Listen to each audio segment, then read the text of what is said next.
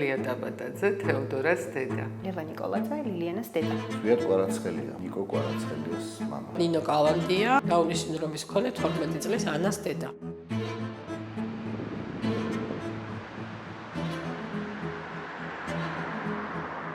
როცა ეს ამბავი გავიგე, პირველი რეაქცია ჩემი იყო ის, რომ უცლის ტკივილი დამეწყო. ძალიან არ გამკვირვებია, თუმცა ჩემი რეაქცია პირველი იყო მაინც ბრაზი.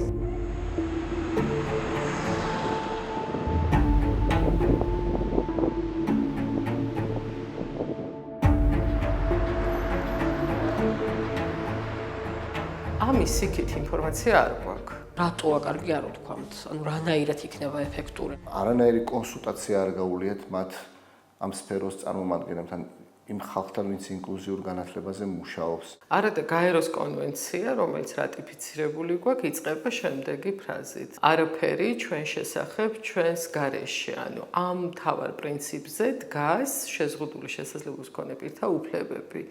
და ამ მთავარ პრინციპს არ ღვევს. ამის უკან დგას ის, რომ ნაკლები პრეტენზია გქონდეს, ნაკლები გამოხატვის საშუალება გქონდეს, ნაკლები იცოდე.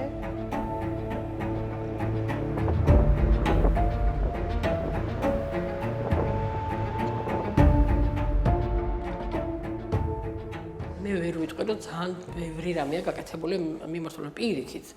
ჯერ გვაქვს ჩანასახში ეს ინკლუზია და ინკლუზიური განათლება. თუმცა ეს პირველი ნაბიჯი ძალიან მნიშვნელოვანი იყო, რომ ბავშვებმა სკოლებში დაიწყეს სიარული, იმიტომ რომ მათი სოციალიზაციის შანსი გაჩნდა. აი ჩემ შულს მაგალითად მეგობრები ყავს სკოლაში და სკოლაში რო არევლო, ამ მეგობრებს ვერ გაიჩენდა. მიუხედავად ბევრ საკითხში კამათისა, ჩვენ ვენდობოდით მათ, რადგანაც ისინი ითვალისწინებდნენ საერთაშორისო დასავლურ გამოცდილებას. ცნობიერებაში საზოგადოების, რომ ყველა თანასწორი ვართ და ყველას თანაბარი განათლების უფლება გვაქვს, დაიწყო სწორედ ამ სამინისტროდან და ამ სამმართველოდან. იმ პირობებში, რომ ეს ეფექტურად არ ხორციელდება, სხვა სამმართველოსთან შეერთებას დავარქმევთ, გაუქმებას, რაღაცა სადღაც მიკერებას, თუ ასე შემდეგ, რა თქმა უნდა, კიდევ უფრო არაეფექტურად გაგრძელდება.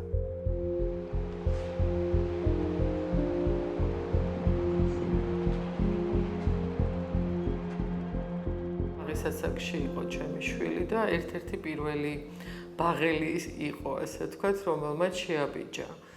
და ჩემს თვალწინ შეიცვალა ბაღში მიდგომები. აი რო აგიხსნათ თვალსაჩინო მაგალითი, იყო ზეიმები, სადაც მშობლები ვისხედით აქეთ და ტაშს უკრავდით და ვიდეო და ფოტო გადაღებით ვიყავით დაკავებული და შემდეგ თეოდორას ბაღში ზეიმები ნელა-ნელა სრულიად შეიცვალა.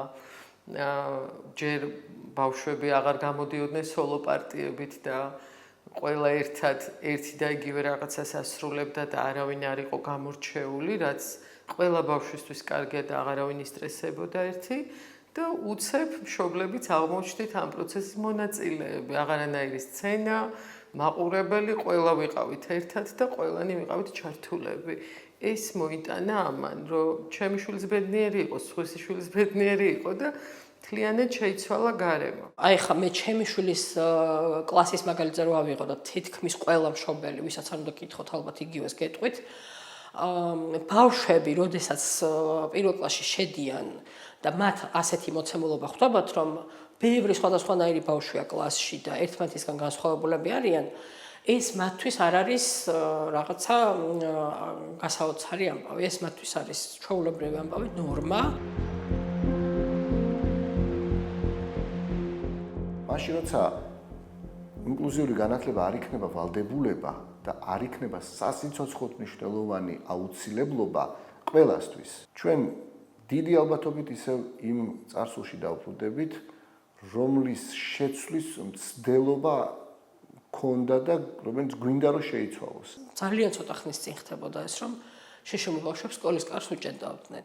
ჩვენი შვილები გამომწყდეულები იყვნენ ინსტიტუციებში და გარიყულები საზოგადოებისგან და განათლება თუ შეიძლება ვინმეს მიიღო, ეს იყო სპეცსკოლა. ეს არ არის მხოლოდ ის საკითხი, რაც მშობლებს უნდა აღელვებდეთ. ეს არის თემა, რომელიც ნებისმიერ მოქალაქეს და ცოტა საწყენია, მაგრამ ალბათ თვითონ მასწავლებლებს ძალიან უნდა აწუხებდეთ. ანუ ადამიანები, რომლებიც ჩართულები არიან ამ მიმართულებაში, თითქოს მათი აზრი არც გამოხატულა მათთვის სასწავლო პროცესში, როგორ ჭირდებათ ეს ყველაფერი. ეს რეალურად არის მათთვის რესურსი და მხარდაჭერა, როგორ გავამკლავდნენ ჯგუფს და ჯგუფში რაღაც სხვა შესაძლებლობის ადამიანებს. ნელ-ნელა შეიძლება ის დავკარგოთ, რაც მოპოვებული გვაქვს.